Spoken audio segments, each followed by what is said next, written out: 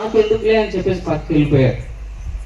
మూడవదిగా సమరయుడు అని చెప్పేసి ఒక అతను వస్తాడు. అతను అసలు అన్యుడు, అతనికి ఏమీ తెలియదు. ఎవరంటే ఈ సమరయుడు అంటే ఇస్రాయేల్ జనాంగంకు అన్యులకు పుట్టిన వ్యక్తిని సమరయుడిగా మనము బైబిల్ లేఖనంలో చూస్తూ ఉంటాం.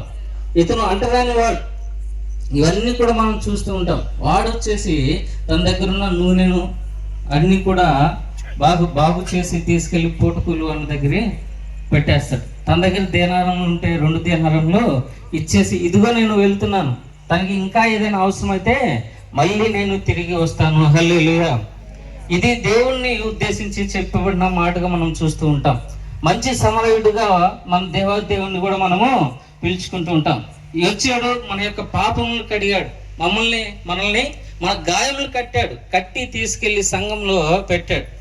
సంఘంలో పెట్టి, ఇదిగో నేను నీకు అప్పగిస్తున్నాను, ఇంకనూ నీకు ఏదైనా నేను రుణపడి ఉన్నట్లయితే నేను మళ్ళా 2వ రాకడలో వచ్చి నీ యొక్క రుణాన్ని నేను తీరుస్తాను. హల్లెలూయా. కానీ ఈ విషయాన్ని చాలా జాగ్రత్తగా ఇశ్రాయేల్ జనాంగానికి, అదేవిధంగా యేసుక్రీస్తు ప్రభువారు ఇశ్రాయేల్ కొరకు వచ్చాడు. అంత మాత్రమే కాదు, అన్యులైన మన కొరకు కూడా వచ్చాడు. అందుకని ఆయన్ని మనము సమరయుడుగా అని పిలుచుకుంటాం. హల్లెలూయా.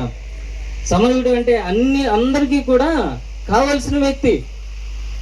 యేసుక్రీస్తు ప్రభువారు మంచి సమరయుడుగా మనం ఒక పాట కూడా పాడుకుంటూ ఉంటాం. మంచి సమరయుడుగా నా యేసు నన్ను వెదకి వచ్చాడయ్యా. హల్లెలూయా. అలాంటి దేవుడు మన కొరకు వెతుకొని వచ్చాడు. పరలోకం నుంచి